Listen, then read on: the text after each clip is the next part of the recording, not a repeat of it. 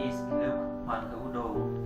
I was born and grew up in a small village of North Vietnam on July 27, 1987. Today I would like to tell you my best memory of my life. Of all my memories, I always remember my journey to the Mount Everest. It was 3 years ago in the summer when I and my 5 close friends decided to make a trip to Mount Everest just for an adventure.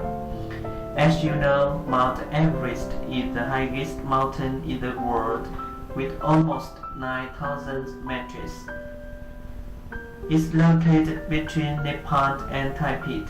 Before departing, we had created a plan for carefully.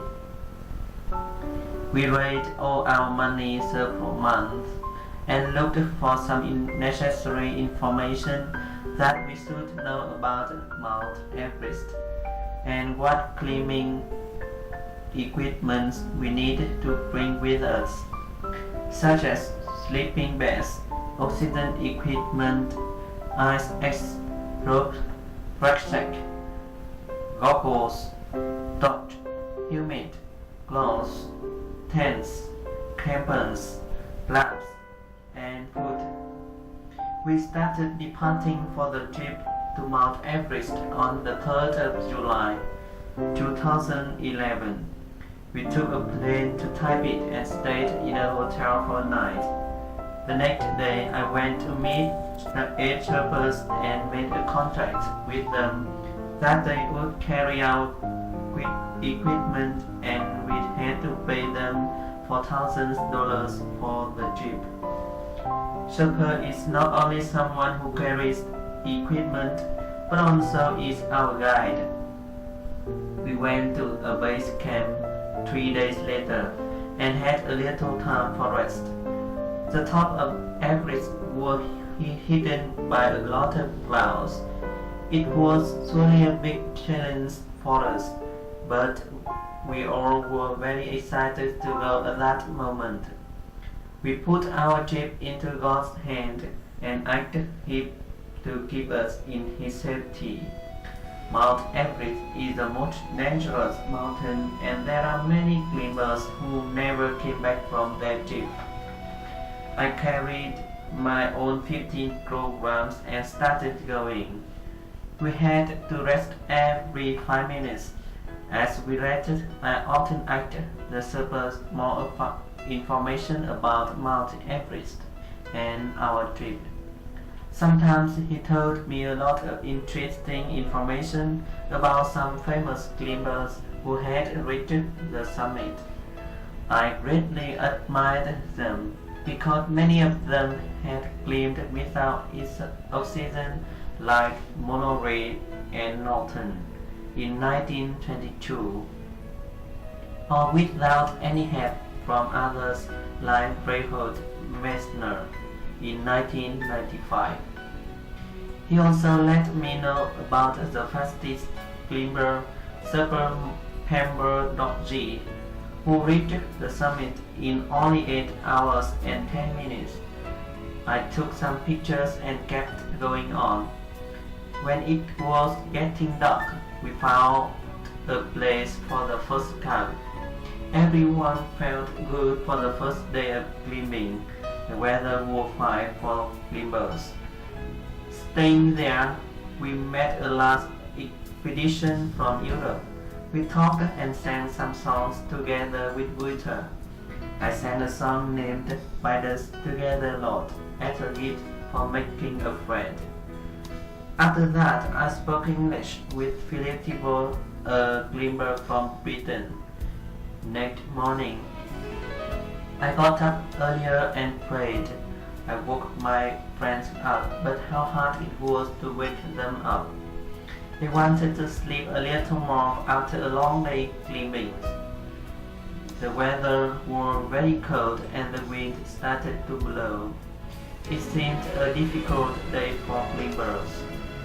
6 days later, we met a lot of difficulties.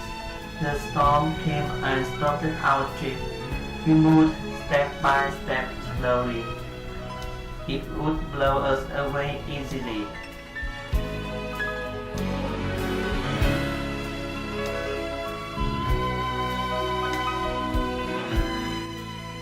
I had heard about a terrible avalanche that had happened before many climbers and surfers had died.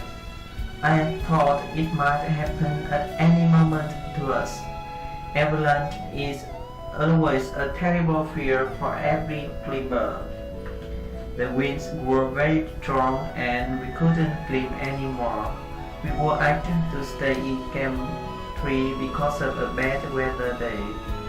Unfortunately, it took us a whole week to stay there until the wind left. I thought it would take 10 days for the last distance. At that moment, I hoped we could go to the summit by plane. Not only the weather but also the temperature was a big problem with us. When climbing up, the air became thinner. We did not have any other choice but to climb up. Suddenly, one surfer said, "I think it just will take us 3 days more." All of us seemed stronger with the prediction.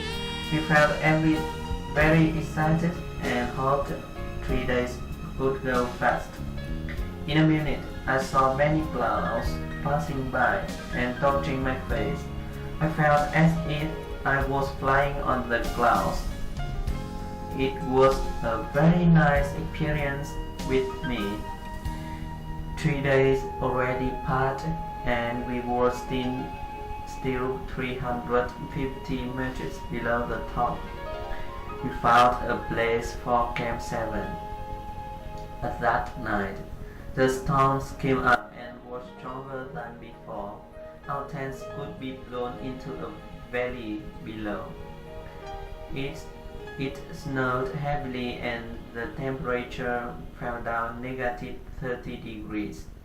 We had to save oxygen for the next days and it was difficult to breathe. I melted snow to get warm water and it took us a long time. After that, I got inside my sleeping bag and hoped I would have a good night. Sadly, my two friends felt ill because it was so cold. I got up and gave them water and checked the tent's door again. They told me, "Tomorrow we leave us here and you keep going on. Do not worry about us. We will be alright. Do not think too much. You will be good and we will get to the summit together," I said to them. I was praying a lot because I did not want to cancel our trip at that moment after many difficult days. But I knew our dream was put in a dangerous situation. I tried to keep my head thinking nothing but sleeping, but I was unable to sleep well because of the noise. I told myself, "You have to sleep for tomorrow's mission."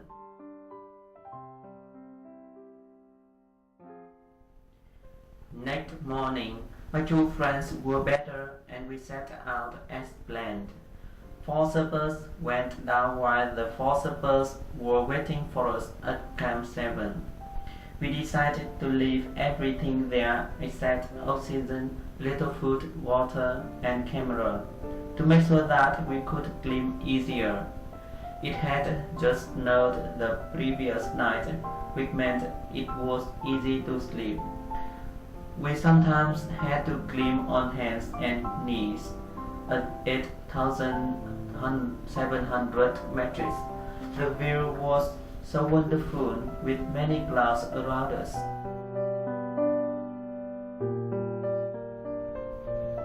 I could not express enough my feeling at that time. There was a little wind that made the top clearer to see. I felt happy. In front of us was a slope rock full of snow. It was dangerous to climb. We stopped in minutes to breathe and look around to find a better path, but we could not. That was the only way for us. We got steps in the snow. I knew one mistake here could mean death, and one slip we could fall thousands of meters. As the sun rose, We felt warmer, the weather was still fine, and the top of the world was just a little bit above my head. We climbed carefully and took 2 or 3 breaths after every step. At last, we got to the summit of Mount Everest. Our dream became true. How great it was! We are standing at the top of the world, I cried out in a loud voice and knelt down on the ice and prayed God for what He had done for us. We laid on the ice just for rest and healing. In a moment, I remembered that day was July 27th. It was my birthday. My friends were surprised and decided to celebrate with a special party for me with what we could have at that time. Some rice cakes became my birthday cake. A torch became a candle. Water became beer. And my friends were beside me. They sang a happy birthday song as a gift to show their love with me. I was very touched and thought I would never forget it. We were staying there for almost 2 hours. It was so great and we wanted to stay there longer, but we could not. At midday, we went back to Camp 7, where our 4 servers were waiting for us with a delicious meal. It took us almost 3 days to get back to base camp. Our trip was successful. It was nice, full of meaning. Now, whenever I think of Mount Everest, I always feel happy and proud of myself. It was the biggest challenge I have ever struggled with. Mount Everest is hard to reach and dangerous to climb, but many climbers go there every year, even they know almost 200 climbers have died, because they want to have something special in their lives, or just for an adventure. I think life is like a trip to Mount Everest. And the summit is only there for someone who really is patient.